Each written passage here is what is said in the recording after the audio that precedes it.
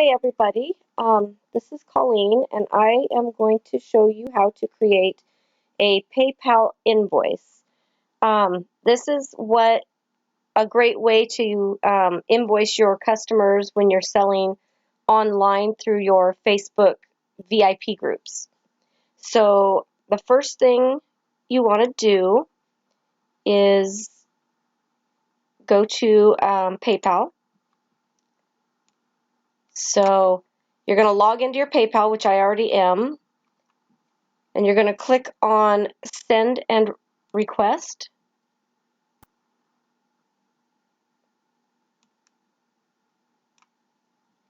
You're going to scroll down to Create Invoice.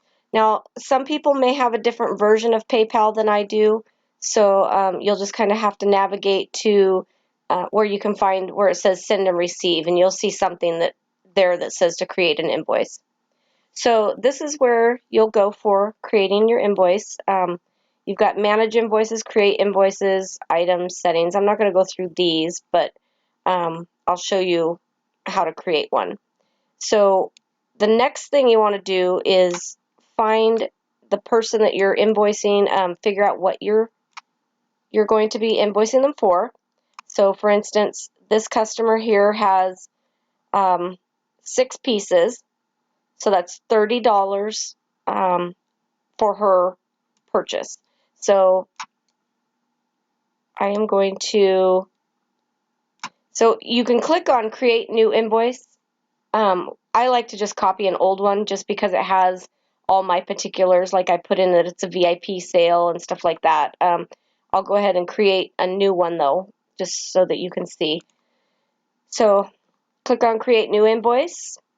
You're going to come up, it's going to come up here with your invoice number, your invoice date, a reference if you have some kind of reference number system that you use, you could do that. I don't. So due date, I just do due on receipt. Now you can say due in 10 days or due within so many days. If you give them 24 hours, you can change that to say, that it's due tomorrow. I just say that it's due on receipt. You'll find that most people don't look at that anyway, but you can put a specific date in there. Here, okay, come on, computer. Here, you can do your business information. You can upload a logo if you want to, which I've already done, and I believe it'll have an option to upload. So you're going to want to put their email address in here, and this person I already have in, so I'm going to select her. And then what I normally do is it'll say add customer information. You don't have to put their address in here because if they're a PayPal user, it's already going to default to their address on their end, so you don't have to worry about putting it in there. But I do put their first and last name in there so that I know, it's really hard to tell who the person is by an email. So I like to have their first and last name so I know who I'm billing. So if you scroll down a little bit, this is where you can enter your information. Now, for paparazzi, I don't get too detailed. I put paparazzi earrings, paparazzi bracelets, necklaces, and so on. I don't put the individual item names just because I would have to have line items for all of the pieces. And, if somebody's buying 60 pieces at one time, which has happened, I don't want to have to do that. So I would do paparazzi necklaces, if I could spell.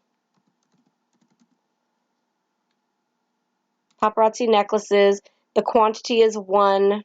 Actually, let's see. She has no necklaces.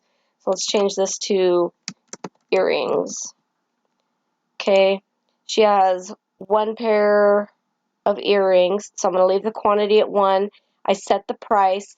Now, when you first enter a product or a description, it'll ask you if you want to save the item. So that's why this popped up automatically, because I initially did save my my description as paparazzi earrings because I use that over and over again. So if I did want to change it, I could do update item. So I'm going to leave that at 1, okay, and it shows the price. Make sure when you do add it, you add the price first, then save your item. You also have a section here where you can enter additional information if you want to. I don't usually use that just because I try to make mine as simple as possible, just because with paparazzi there's just so much change, too many pieces change. So I'm going to put paparazzi bracelets. There's another saved item. And she has 1, 2, 3. So I'm going to change the quantity to 3 at $5. So you're going to see the total now is 15. Okay. And then I'm going to do paparazzi rings right here. And she has 1, 2 rings. Okay, so that's $10. And for some reason, they always have 1 extra line down here. I just delete that. You don't have to if you don't want to, but it's an empty line. I don't need it in my invoice. So here's your subtotal, $30. This is where you put in your shipping charge. For my customers, I do 5 pieces or more, they get free shipping. So I'm going to leave mine blank. Okay. And then down here, you can put in a note to your recipient. You can say thank you for your business, join my VIP group if they're not already a VIP member. If there's some kind of specials that you want to get out to people, you could type in anything there. I usually just type in thank you for shopping with me or something to that effect. You can put a return or cancellation policy here. If you're if you give your customers, a 7-day return policy or exchange policy, you can put that in there as well.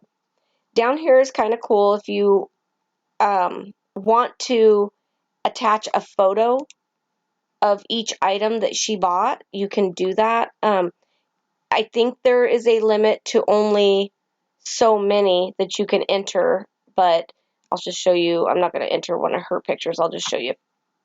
Here, I'll just enter this. So you just go and attach the file, and it'll show right here. It'll tell you, okay, look right there. You can attach up to 5 files. So if it's a small order, it might be helpful for them to see what they ordered.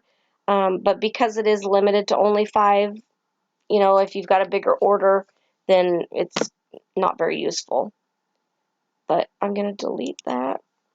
And then add a memo to self. Now, this is where I put a note for myself, whether it is for a VIP, if I'm doing this invoice for a VIP member, or if I'm doing it as a consultant sale, if it's an eBay sale, because I do sell stuff on eBay as well, or off eBay.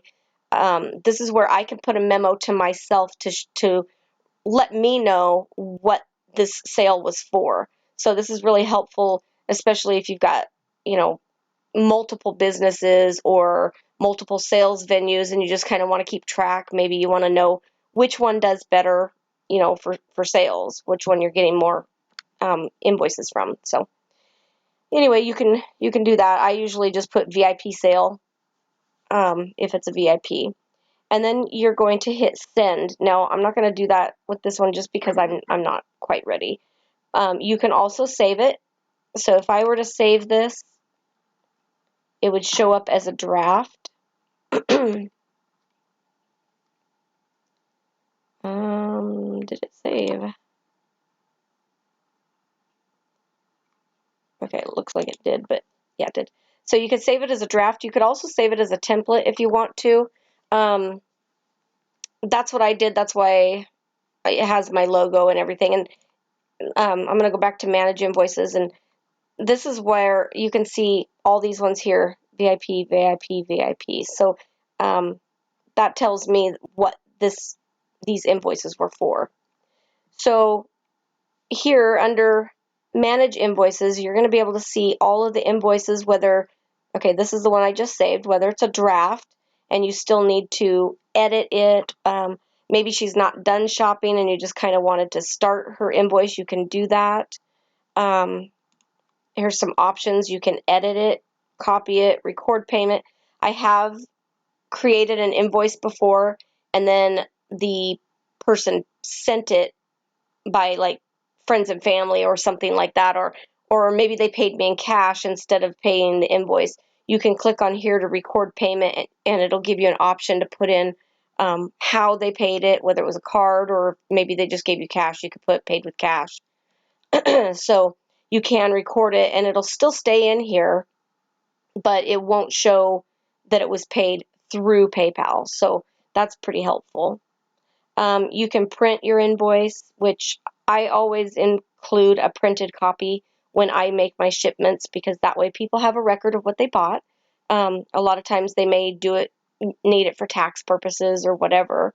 I do sell to other consultants as well, so that might be helpful for them. So I always print a copy of the invoice when I ship it.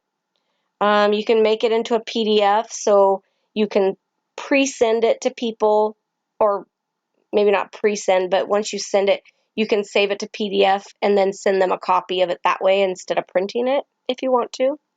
You can share a link and you can delete it. So there's lots of options. Here's one that I sent it the 5th, which was yesterday, and she hasn't paid it yet, so it'll show unpaid.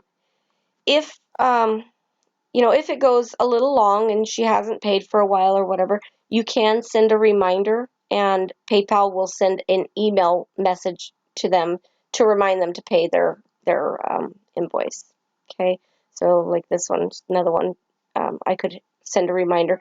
I don't usually do that until after a few days, just to, people get busy, give them a little bit of time to pay. But it does depend on your payment policy. So here's another prime example too, where I sent this to her, but she paid me through Square Cash instead of the PayPal invoice that I sent her. So I can actually go in and record payment, and the payment amount was $45. The payment she paid she paid yesterday. So I could select the 5th. Payment method, I'm going to put other. I'm going to put paid with Square Cash. And I'm going to click on record payment. So it says payment recorded for invoice 310. So if I go back to look at her invoice right here, now it shows that it's been paid. So that's a really handy little tool to have. So that's basically how you create an invoice. It's pretty straightforward. You can look at all your drafts. You can look at all your unpaid, so you can sort through them quickly, okay, and see which ones have not been paid. You can see which ones are past due, okay, which is basically the unpaid ones, and then all. You can batch them, which I don't really use, but you can archive instead of having, multiple invoices. You can archive them if you want to. If you're looking for a specific person, you can click in here and pull up just their invoices. Okay, so you can also go to advanced search and you can search by email or name, business name, lots of different selections there, or you can do by when you created it. Okay, so there's lots of ways that you can search for your invoices as well. That is about it. There is the address book. I don't do much of anything with these. You could create templates if you want. That way it has your, for instance, here's one this is the one I've already created. I'll show you. See, I already have the note that says thank you for your business. It doesn't show, oh yeah, memos, VIP sales. So it already has those little things. That way I don't have to retype those things in those boxes all the time. If I had my return policy, it would already be in there. So you can create a template and then you can keep using your template instead. Recurring invoices, that is a feature that you can use. You can create one. I don't use it just because I don't have a need for it, but if there's somebody that purchases every week the same amount of money or something like that, not necessarily paparazzi, but any reason, you can use a recurring invoice and it will send them a regularly scheduled invoice for a specified amount each time you specify, whether it's weekly, monthly, or whatever. So just an FYI. So anyway, that is how you will create an invoice for somebody. So once you create your invoice, it will go to their email. They'll get an email saying that they need to pay you. They can pay with their PayPal balance, or they can pay with a debit or credit card. So make sure you reassure people, when you're sending an invoice through PayPal, that they don't have to have a PayPal account in order to pay you through a PayPal invoice. I know a lot of people are kind of, they worry about that because they don't use PayPal, but you don't need to. PayPal is the payment processor in that case, and the recipient can use a credit card or a debit card just like they would anywhere else by paying this invoice. Okay, so that is it. That is all you have to do to create an invoice. Once you do, you click send and off it goes and you get paid. So anyway, thank you for watching. I appreciate it, and I will look forward to making some more